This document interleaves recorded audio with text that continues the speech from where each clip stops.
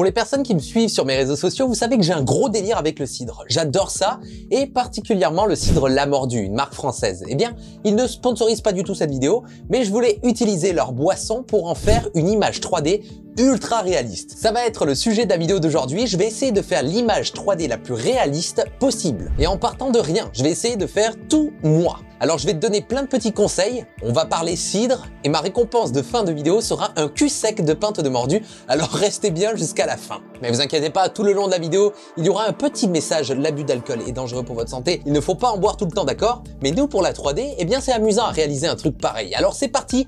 Commençons tout de suite cette vidéo, n'hésite pas à mettre un petit like, un petit partage, un petit commentaire et à t'abonner si c'est pas déjà fait. Alors c'est parti, faisons une bouteille et une pinte de cidre. La première étape va être de trouver des références. Et ça tombe bien, dans mon frigo, j'ai pas mal de bouteilles La Mordue. Donc je vais prendre une bouteille et une pinte que j'avais chez moi pour les photographier dans tous les angles avec une lumière qui va coïncider avec mon rendu final. Ça va me permettre d'avoir des informations sur tout simplement la forme déjà des objets 3D, mais aussi leur texture et comment la lumière va pénétrer par exemple le verre en fonction de la condensation par exemple si la bouteille sort de mon frigo ultra frais. Ensuite, je vais prendre toutes ces photographies là et les importer dans un logiciel qui s'appelle PureRef. PureRef va nous permettre d'avoir des références directement sur notre écran et l'avantage avec ce petit logiciel, c'est qu'il y a un petit paramètre que si on coche, eh bien la fenêtre reste toujours devant. On peut aller sur un autre logiciel, la fenêtre reste fixe ici.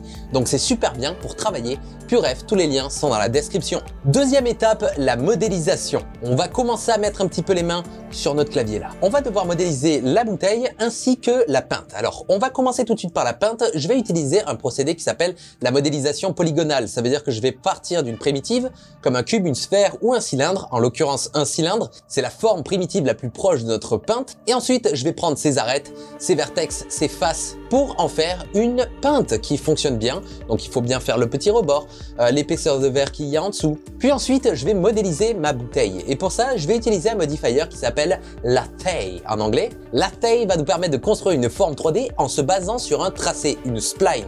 Donc c'est ce que vous me voyez faire à l'écran. Je suis en train de dessiner tout simplement la moitié d'une bouteille en mettant une image de mordu derrière pour avoir les bonnes proportions. Ensuite je mets Lathe et comme vous pouvez le voir, ça va faire un 360, une sorte d'extrusion mais sur un seul axe, l'axe du haut, et maintenant j'ai une forme et ça c'est trop cool. Ensuite je vais rajouter une épaisseur à ma bouteille parce que il faut forcément rajouter une épaisseur. Si elle est juste fine comme du papier, ça ne va pas marcher ensuite qu'on va rajouter des textures et la lumière. C'est une erreur que font beaucoup de débutants, c'est de pas mettre de l'épaisseur à notre verre et c'est ultra important. Et c'est exactement le même procédé pour le bouchon. Je vais faire une modélisation en prenant ces vertex, ces points, ces edges. Voilà, t'as compris le délire. Troisième étape, les textures, et ça va être une des étapes les plus importantes. C'est là où nos objets vont être réalistes ou non. C'est avec les textures qu'on va pouvoir donner une identité et une histoire à nos objets. Et en l'occurrence, l'histoire, c'est moi qui veux me boire une grosse pinte de cidre. Comme tu peux le voir sur les photos de référence, l'objet a de la condensation et cette condensation part quand on met notre main dessus et qu'on va bouger par exemple notre pouce, nos doigts, et c'est là que va rentrer en jeu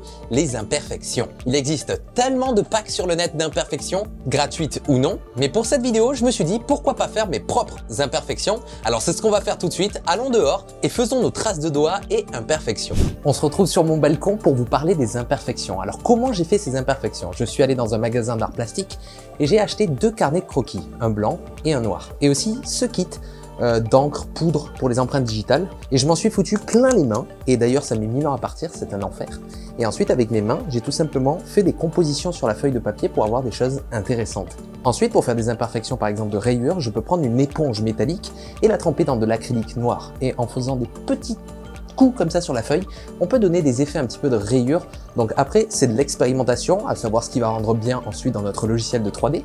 Et aussi, j'ai utilisé le carnet noir avec de la farine pour donner des imperfections de poussière. Et ça peut être vraiment très cool sur nos objets en 3D. Ensuite, je vais prendre en photo mes textures avec un objectif 100 mm pour avoir aucune déformation sur le papier. Je vais aller dans Photoshop et les mettre en noir et blanc et réajuster un petit peu les contrastes. Mais maintenant, on peut pas utiliser telles quelles nos textures sur nos objets 3D parce qu'elles ne sont pas raccordables. Ça veut dire que si je diminue la taille de ma texture, on voit la délimitation de mon image, c'est normal. Une image n'est pas infinie. Eh bien nous, on va la rendre infinie. Et pour ça, je vais utiliser un logiciel qui s'appelle GIMP, c'est un logiciel gratuit. Et dans les filtres, dans Carte, il y aura Rendre raccordable. Et en un seul clic maintenant, si je prends ma texture et que je la diminue, on ne voit plus les bords. Et ça, c'est trop bien. Ça m'a pris énormément de temps de faire toutes ces textures, j'en ai fait que 30 et je vous en ai fait un pack. Et là, tu es en train de me dire, Eric, Est-ce que ça va nous coûter cher ça, Eric? N'essaye pas de me baiser, Eric. Surtout, n'essaye jamais de me baiser. Mais vous inquiétez pas, je vous donne le pack gratuitement, le lien est dans la description. Et si vous utilisez ces textures 3D dans vos rendus, ça me ferait vraiment plaisir de le voir, alors n'hésitez pas à m'identifier sur vos réseaux sociaux. Allez, maintenant, retournons dans mon bureau pour continuer cette image 3D. Ok, maintenant, on a des imperfections super cool sur notre verre. Et ensuite, je vais faire la texture de mon étiquette et je vais rajouter un logo que j'ai trouvé sur le net de La Mordue. Encore une fois, je te fournis un petit pack dans la description. Si toi aussi, tu veux t'amuser à refaire une mordue, envoie-le moi sur mon Instagram, ça me ferait vraiment plaisir de voir ça, de voir des bouteilles de mordue partout sur le net en 3D. Pour le bouchon, c'est un petit peu différent. Je vais utiliser Substance Painter pour faire la texture, ce qui va me permettre d'avoir un meilleur contrôle sur le placement du logo par exemple, mais aussi les petites égratignures qu'il y aura, ainsi que les poussières. C'est très important si on veut faire un rendu réaliste, d'avoir, comme je te l'ai dit, de la vie sur nos objets. Il peut pas être propre à 100%, ce n'est pas possible. Donc on rajoute des petits cheveux, des petits poils, des petits trucs tout légers qui vont nous permettre au rendu final de se dire, c'est réel ça. Quatrième étape, la mousse et les bulles à l'intérieur de notre liquide. Une des étapes les plus complexes va être de faire la mousse. C'est ultra compliqué à gérer en 3D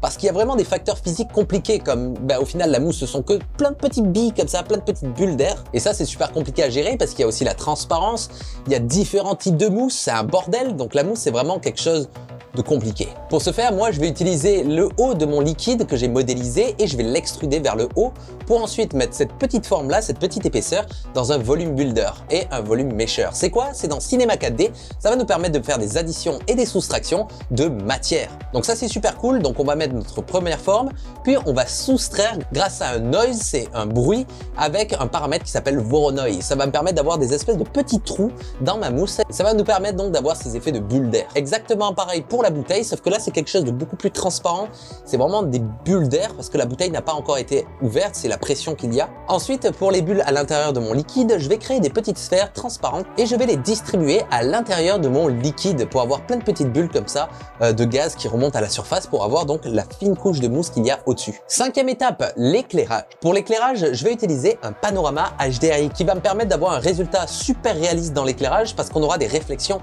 logiques par rapport à un environnement. Comment on fait un HDRI? Eh bien, je vais utiliser une caméra 360 qui s'appelle Insta360 qui va me permettre de prendre plusieurs photos à plusieurs expositions différentes pour ensuite les combiner dans Photoshop pour avoir un panorama avec énormément d'informations dans les hautes et les basses lumières. Regarde, ça commence à avoir de la gueule là, un petit peu. Et ensuite, pour donner une petite touche un petit peu plus stylisée et jolie à notre rendu 3D, je vais utiliser ce qu'on appelle un gobo. Un gobo, c'est ça. C'est tout simplement une image en noir et blanc qu'on va mettre dans notre lumière pour lui dire, eh bien, la lumière, tu la diriges sur nos objets, mais avec cette forme-là, qui va nous permettre d'avoir ces effets-là un petit peu comme si la lumière passait à travers des fenêtres ou des branches d'arbres, ou alors des caustiques, comme s'il y avait de l'eau un petit peu à côté, une piscine à côté de notre scène. Vous pouvez faire 1 milliard d'effets avec cette technique des gobos, c'est énormément utilisé par exemple sur les scènes 3D à l'intérieur des forêts, forcément il y a le soleil qui passe à travers des feuilles, donc ça va faire des micro-ombres cool. Étape 6, le compositing. Le compositing va être l'étape où je vais prendre mon rendu 3D brut de mon logiciel de 3D pour ensuite en faire des corrections colorimétriques et rajouter des éléments physiques qui pourraient arriver lorsqu'on prend une vraie photo avec un appareil. Et ça, il y a plein de choses comme par exemple le grain, l'aberration chromatique, des couleurs un petit peu spéciales. Mais tout ça, je t'en parle dans ma vidéo que j'ai faite à ce sujet. Tu as plein d'informations, alors va voir cette vidéo, elle est super enrichissante. Septième et dernière étape, le résultat final et le cul sec de mordu. Voici le résultat final du rendu. Donc, qu'est-ce que tu en penses? Moi, j'ai trouvé ça super enrichissant à faire, surtout la partie imperfection. Encore une fois, tu as tous les liens dans la description. Ça a été vraiment une pub jolie, voilà, avec un éclairage qui fait vraiment pub, un truc compliqué à voir dans la réalité, ce qui casse un petit peu le réalisme parce que c'est pas quelque chose qu'on peut voir tous les jours, un truc aussi beau, avec des couleurs chaudes, très belles, avec des jolis gobos sur la table. C'est un délire. Est-ce que j'ai réussi à faire ce petit challenge donc de l'image la plus réaliste possible? Tu as juste à me le dire dans les commentaires. Ça ferait vraiment plaisir d'avoir réussi ce truc-là parce que je fais honneur à ma boisson préférée, la mordue. En parlant de mordu, il est temps de faire un cul sec. Alors c'est parti, bougeons dans mon salon et faisons un petit cul sec. Let's go.